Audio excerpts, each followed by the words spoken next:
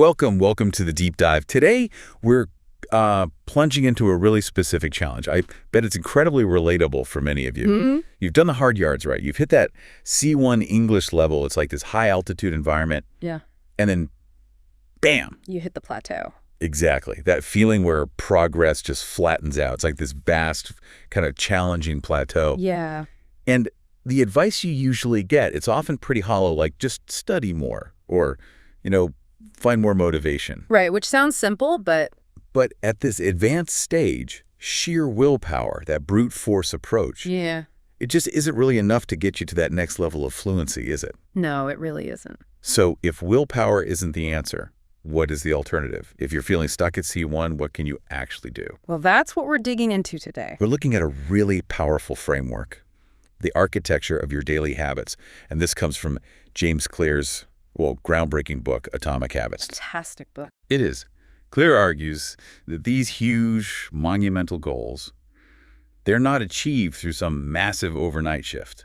Not at all. No, it's the small stuff. It's the aggregation of marginal gains, tiny, almost invisible 1% improvements that, compound over time into really remarkable results. That compounding effect is key. So our mission in this deep dive is to unpack Clear's really rigorous 4-step framework and apply it directly to mastering C1 English. Moving beyond just vague ideas like practice more. Exactly. Moving to a precise, actionable system that's, tailored just for you listening. That's precisely it, because at C1, you're already pretty proficient. Right. So progress, it often feels like it's measured in millimeters, not miles anymore. Those big jumps you saw earlier, they're kind of gone. Yeah, the easy wins a row. Totally. And relying on just willpower for these really nuanced improvements, it's not sustainable. What Clear's 1% rule gives you is this profound insight.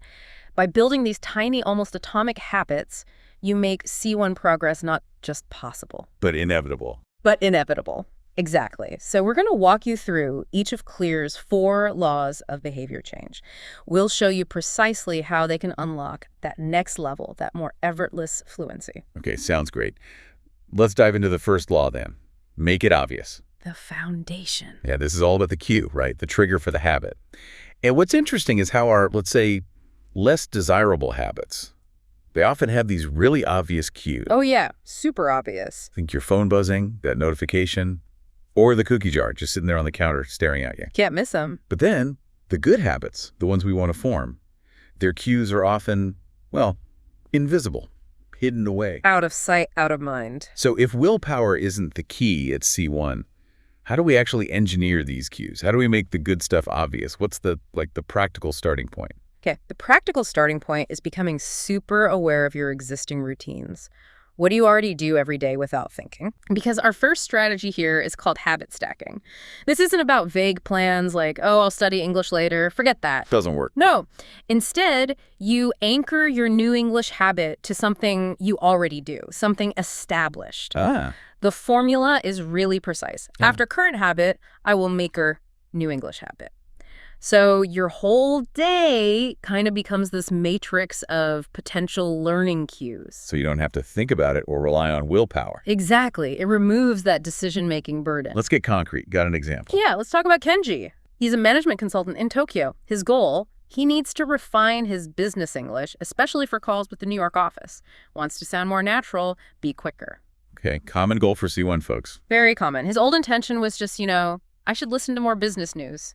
Super vague. Yeah, shoulds don't get things done. Right.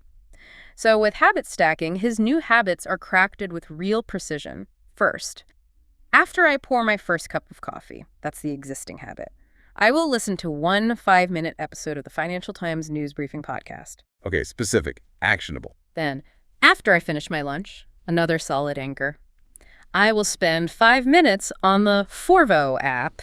You know that app for pronunciation. Oh, yeah. Forvo's great. Practicing the pronunciation of 3 terms I heard in the podcast. Again, super specific. 3 terms. Not overwhelming. Exactly. And finally, after I shut down my work computer for the day, Clear trigger. I will write 1 sentence in my journal summarizing my biggest work challenge of the day using at least one of the new terms. Wow. That specificity, linking it directly to making coffee or finishing lunch, it makes it almost unavoidable, doesn't it? It removes all the friction. It's just the next logical step. I can really see how that cuts through the usual, I'll do it later thing. It's like you're tricking your brain into just starting. Pretty much. And sometimes it's not just what you do, but where you do it. That matters too, right? Absolutely. Which brings us neatly to the second strategy under Make It Obvious, environment design. The idea here is that your surroundings, your environment, it's not just passive background noise. It's like this invisible hand constantly shaping your behavior. So you need to become the architect. You got it. Become the conscious architect of your physical and digital spaces to make English learning the obvious default choice. Okay, how does that work in practice? Another example. Let's take Sophia. She's in Madrid, prepping for the C1 advanced exam. Her big struggle was immersion. Her whole world, basically, operated in Spanish outside study time. Right. Very common if you're not in an English-speaking country. Exactly. So she systematically redesigned her environment digitally. She changed the system language on her phone, her laptop, all her social media to English. Ooh, that's clever. Forces interaction. It really does. It's not just a gimmick. You're forced to interact with hundreds of English words, daily settings, notifications, share, comment, all that little stuff you usually ignore. She also cleaned up her YouTube subscriptions, out with the Spanish channels, in with high-quality English stuff like Vox, Tom Scott, The School of Life. Curating the input. Precisely. And physically. Spanish novels off the bedside table, replaced with English ones. She chose Kazuo Ishiguro's The Remains of the Day, fantastic for nuanced C1 plus language. Good choice. And her C1 vocabulary notebook. It wasn't buried in a drawer. It lived on her pillow. Literally the last thing she saw before sleep, first thing in the morning. Wow. That's commitment. On the pillow. It forces engagement. What's fascinating is it's kind of like, in detective stories, like Benoit Blanc in Knives Out. Yeah. He doesn't just listen to what people say. He meticulously observes the environment, the room, the subtle cues, because that tells the real story. Ah, I see the connection. It's the same for C1 progress. You design your environment so the story it tells is one of consistent, inevitable, unavoidable, high-level English engagement. You're making English the default path. That's a really powerful way to frame it, making the environment your silent partner in crime, almost. Your ally. Your ally, right. Totally. And that kind of subtle engineering, it leads us perfectly into the second law, make it attractive. Ah, yes, the craving. Exactly. Habits are driven deep down by this dopamine feedback loop, right? That little buzz of satisfaction when you finally nail a tricky idiom or use a complex structure correctly. That's the dopamine hit. That's it. And the more appealing, the more irresistible a behavior feels, the more our brain anticipates it and craves that reward. So for a lasting English habit, it can't just be obvious. It has to be alluring. You gotta want to do it, or at least want the outcome badly enough. So how do we manufacture that attraction? Well, the first strategy here is brilliant. Temptation bundling. Okay, sounds intriguing. It's super effective. You basically pair an action you want to do with an action you need to do. The appeal of the want pulls you through the resistance of the need. So you link something fun with something less fun. Pretty much. The formula, again, simple but powerful.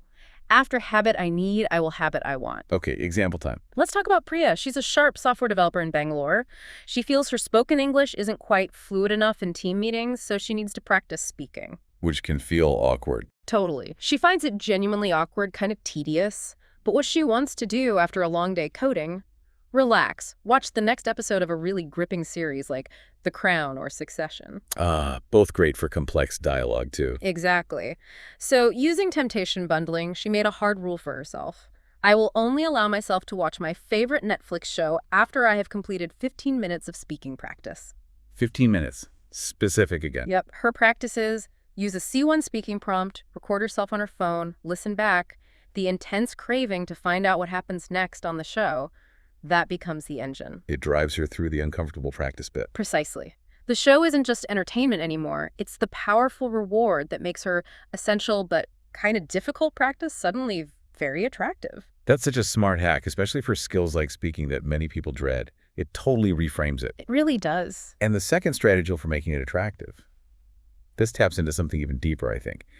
Join a culture of fluent speakers. Oh, this is huge. The social element. Yeah, humans are fundamentally social, right? We have this deep, primal desire to fit in with our tribe. Absolutely. So one of the most potent ways to make a habit attractive is to join a group, a culture, where the thing you want to do is just normal, Expected behavior. Exactly. It normalizes it and makes it desirable. Consider Lucas, a marketing manager in Berlin. His written English, excellent, but spoken, a bit formal, maybe a little stilted. That natural flow. Exactly. Wants to sound more colloquial. He realized his current friends, while great, kind of reinforced his slightly German-inflected English style. So he needed a new tribe. Spot on. He deliberately joined an international online community for a complex strategy game he really loves. Big commitment. Okay.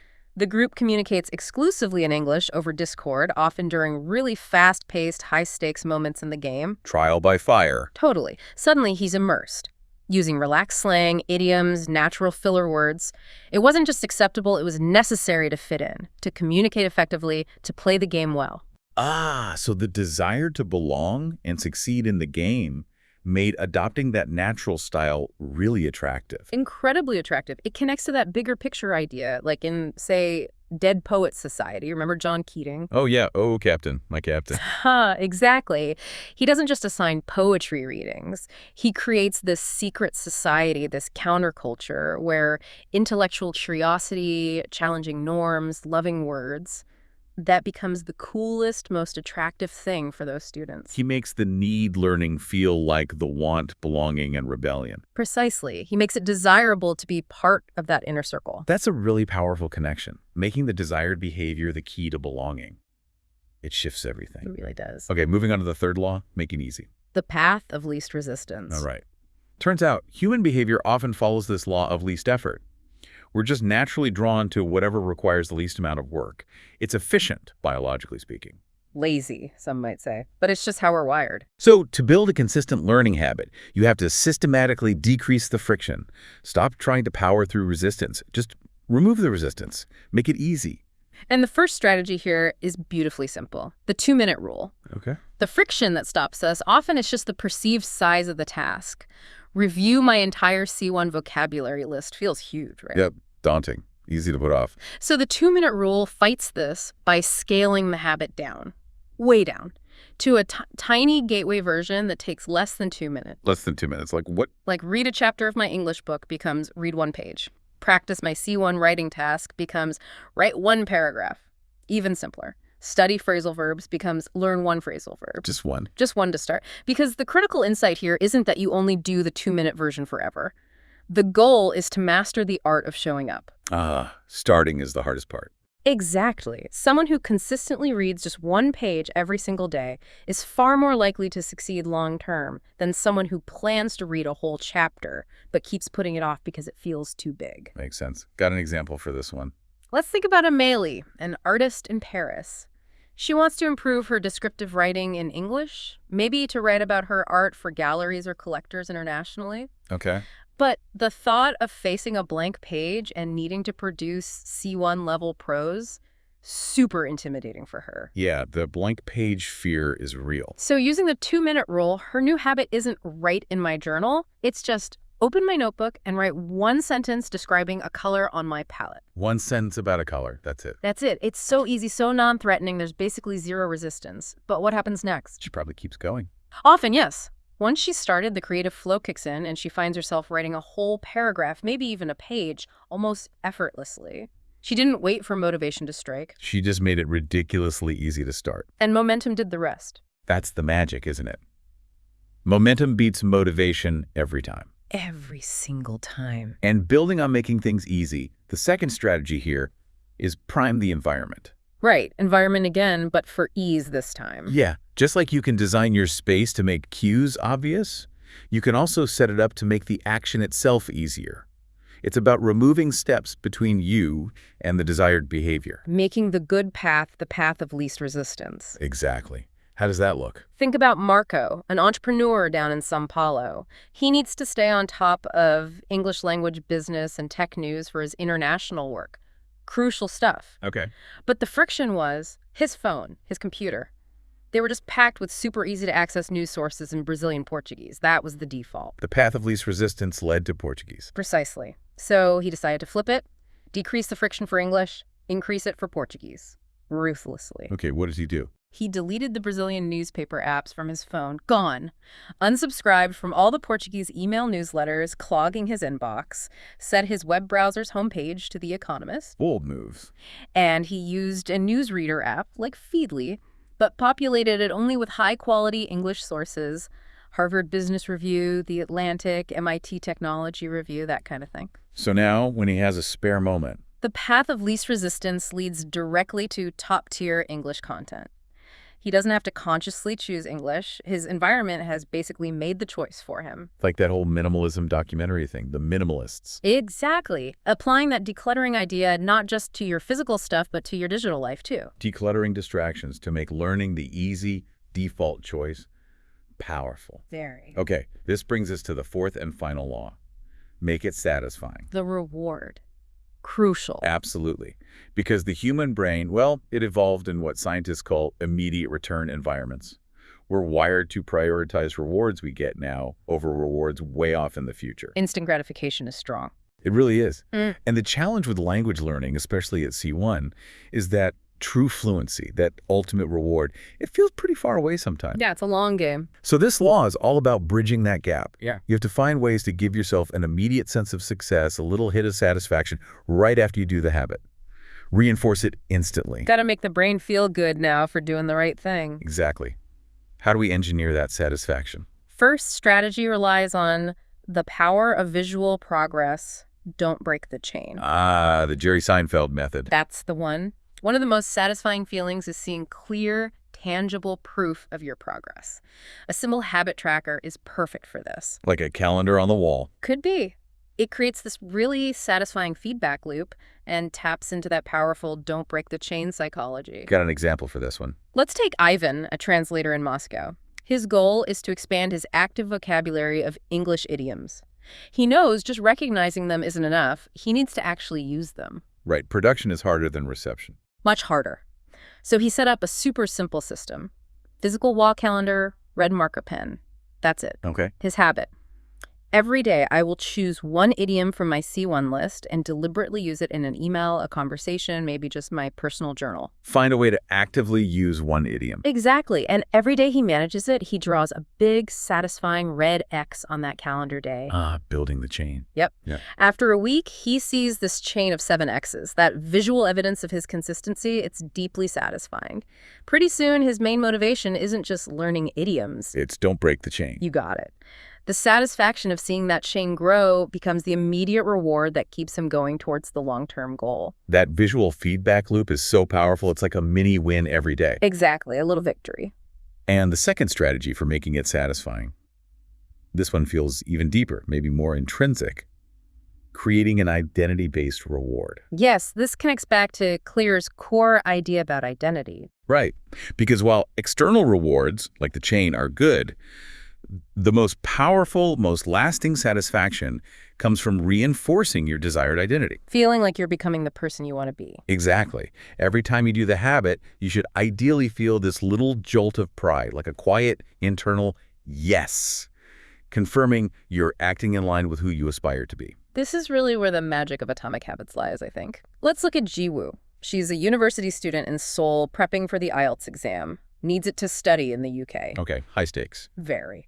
And the hardest habit for her, that full-timed IELTS writing task. It's a tough, grueling 60 minutes. Easy to procrastinate. Oh, I can imagine. So to make it satisfying and identity-affirming, she created this little ritual. She set up a separate savings account on her banking app, and she named it My Future in London.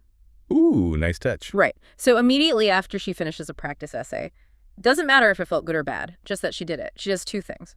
First, she transfers a tiny symbolic amount of money, like the equivalent of £1, into that Future in London account. Tangible reward. Small but real. Yep. But second, and this is key, she says to herself out loud, I am the kind of person who prepares diligently for my future. Wow. Powerful affirmation. It really is. The money transfer is tangible, yeah, but that verbal affirmation. It connects the difficult habit directly to her core identity, her dreams. It makes the act of practice itself satisfying, a confirmation she's becoming that person. It reminds me a bit of that movie Moneyball.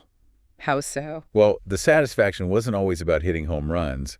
It was about the small, consistent actions getting on base that were like votes for their new identity as a smart, winning team, even if it wasn't flashy. That's a great parallel, absolutely. Okay. Satisfaction from the small, measurable actions that prove you are who you're striving to be. Wow, okay, so those are the 4 laws. Make it obvious, attractive, easy, satisfying. It really feels like a complete toolkit, doesn't it, for anyone trying to make a real change? It's incredibly practical. But Clear's biggest insight, the thing we really want you, the listener, to take away from this deep dive, it's that fundamental shift. Stop focusing just on goals. Start focusing on identity. Yes. Who do you want to become? The goal isn't just read a book in English. The goal is to become a reader. The goal isn't just pass the C1 exam. The goal is to become a confident, articulate English speaker. And the habits are the path to becoming that person. Exactly. Every time you choose to read that one page, you're casting a vote for your identity as a reader. Every time you practice speaking for just 2 minutes, you're casting a vote for your identity as a speaker. These atomic habits, they're literally the building blocks of who you become. Mm-hmm. Fluency ultimately isn't some event, some finish line you cross. It's more like the lagging measure of the person you've become through all those daily, consistent, almost invisible habits. That's a great way to put it, a lagging measure. And remember, you've already done the really hard work to get to C1. That's a huge achievement. Seriously, C1 is tough. It is. So this final ascent, getting to true mastery, it's not about just grinding harder, putting in more effort. It's about putting in better, smarter systems. Systems over goals. Systems over sheer willpower. So stop relying on motivation, which is so fickle, right? And become the architect of your own progress. Design your success. Exactly. Make it obvious, make it attractive, make it easy. And make it satisfying. Let the incredible power of compounding work for you through these tiny atomic habits. They'll carry you across that C1 plateau and into that realm of true effortless mastery. So final thought for you to consider as you think about your own English learning journey right now. What single vote will you cast for your English speaking identity today?